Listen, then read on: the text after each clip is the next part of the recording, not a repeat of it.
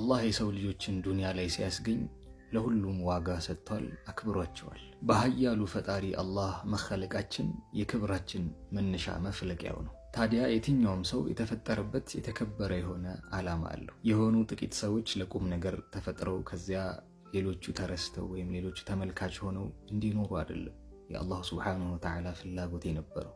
ነገር ግን የተፈጠሩበትን ዓላማ ያልዘነጉ ሰዎች አላህን ማወቅና መገዛት፣ በውዴታ ወደሱ ከቀረቡም በኋላ ለፍጥረታቱ መጥቀም፣ የዛ ነጸብራቁ ይሄ ነው ማሳየው ለአላህ ፍጥረታት ጠቃሚ መሆን። ሳዳት ሱፊያ የስነ ፍጥረትን ሚስጥር በጥልቀት ካጠኑ መንፈሳዊ ሊቃውንት መካከል ሰይዲ ሙሂዲን ኢብኑ ዓረቢ ከ900 ዓመታት በፊት በላኩልን ደብዳቤ አንተ ተራ ሰው እንዳልሆንክ ይነግሩሃል።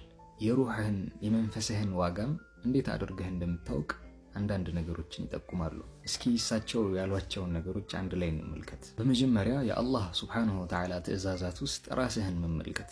ለምሳሌ ቁርአን ሲወርድ ነቢያችን ሰለላሁ ዐለይሂ ወሰለም ሐዲስ ሲናገሩ ይሄማ ለደጋጎች ለሷሊሖች ነው፣ ይሄ እውቀት ላላቸው ነው፣ እንደዛ እንዳትል። ቁርአን ከወዳጅህ የተላከልህ ደብዳቤ እንደሆነ አስብ፣ ላንተ የተከተበ እንደሆነ አድርገህ አንብበው ይላሉ። ላንተ የተላከ ሪሳላ እንደሆነ የማንበብ ልማድን ካዳበርክ ሱፊዮቹ የቀዛህ የሚሉትን የሩህ ንቃትን አላህ ይሰጣል ማለት ነው። መንፈሳዊ ንቃት ደግሞ የሰው ልጅ የራሱን ዋጋ እንዲያውቅ የሚጠቅመው ወደ አላህ ሱብሓነሁ ወተዓላ የሚቀርብበት የመጀመሪያው መሰላል ነው። ለራስህ ዋጋ ካልሰጠህ ለማንኛውም ለዱንያም ይሁን ለቀጣዩ ዓለም ስራ ተነሳሽነት በሌላውም ዓለም ላይ ደግሞ ለምሳሌ በሰዎች ላይ ተጽዕኖ የምትፈጥርበት ኢነርጂ የሆነ ኃይል አይኖርህም። ይህን ቁዋ የምታገኘው አላህ ሱብሓነሁ ወተዓላ ለእኔ ሲል ብዙ ነገሮችን አድርጓል ማለት ስትችል ነው። ሌላው ደግሞ አላሁ ሱብሓነሁ ወተዓላ ከኃያልነቱም ጋር ደካማ ባሮችን በየትኛውም ወቅት እንደማይዘነጋ ማወቅ ይኖርብሃል። አላህ ስናጠፋ ቸኩሎ የሚቀጣን ጌታ አይደለም። የአላህን መሐሪነት በእያንዳንዱ ወቅት ላይ ማስተዋል ይኖርብናል። ባዕዱል ዓሪፊን እንደሚሉት ለአላህ ሱብሓነሁ ወተዓላ 360 ሺህ የሉጥፍ ባቦች በየቀኑ ይከፈታሉ።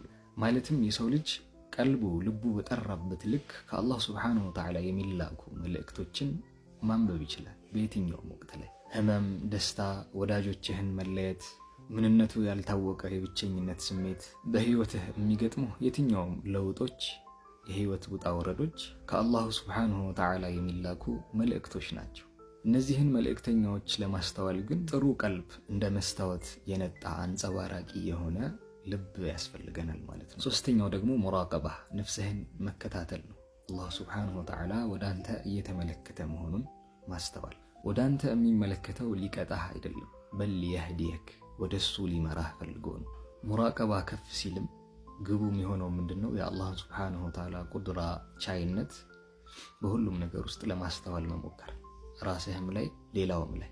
ለምሳሌ ሁሉም ነገር ከአላህ እንደሆነ የምታይበት ቀልብ እንዲሰጥህ፣ የሚያወርደው ከፍ የሚያደርገው የሚያርቀው የሚያቀርበው በሁሉም ነገር ውስጥ ቻይነት ከአላህ ብቻ እንደሆነ ለማወቅ ወይም ሙሻሃዳ የተባለው ዓለም ውስጥ ለመግባት የሚጠቅመን ይሆናል።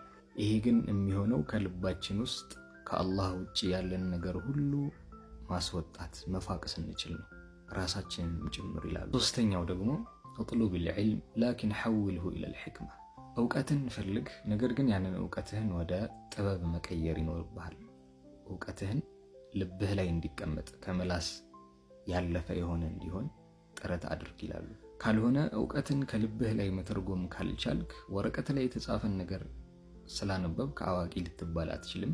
ያ እውቀት ደግሞ በአንተና በአላህ መካከል ድልድይ ሳይሆን ሒጃብ ግርዶ ይሆናል ይላሉ። ለዛ ነው ሳዳት ሱፊያ ቀደሰላሁ አስራረሁም እንደነ ሰይዲና ዓብድልቃድር አልጀይላኒ ያሉት፣ እንደነ አቡልሐሰን አሻጢሊ፣ ራሳቸው ሙሂዲን ኢብኑ ዓረቢ፣ ሰይዲ አሕመድ ሪፋዒ፣ እነ ኢብራሂም አደሱቂ እውቀትን እውቀት ብለው የሚጠሩት ከተቅዋ አላህን ከመፍራት የመነጨ ሲሆን ከወረቀት ላይ የተነበበ ሳይሆን፣ ይህንንም ዒልመል ለዱኒ፣ ዒልመል ኸድሪ፣ ዒልመል ወህቢ እያሉ ይጠሩታል። አላህ ንጹህ ከሆነች ቀልብና ንጹህ ከሆነ አፍካር አስተሳሰብ ያለው ዓቅል አንድ ላይ ከነዚህ ጋር ጨምቆ የሚያወጣው እውቀት ማለት። ይሄም ነፍስህን ካላወቅ አላህን ማወቅ አትችልም የሚሉት ሱፊዮች ለዘመናት የነሱ እውቀት ሆኖ የቆየው። ለምሳሌ እነ ሰይዲ አብዱልዓዚዝ ደባህ ቀደሰላሁ ሲራ ቁርአን እንኳን መድረሳ ገብተው አንድ ጁዝ ያክል ይቀሩ አልነበሩ። ላኪን ዒልማቸውን ፈትሾ ያየው የሚያስተውለው ነው።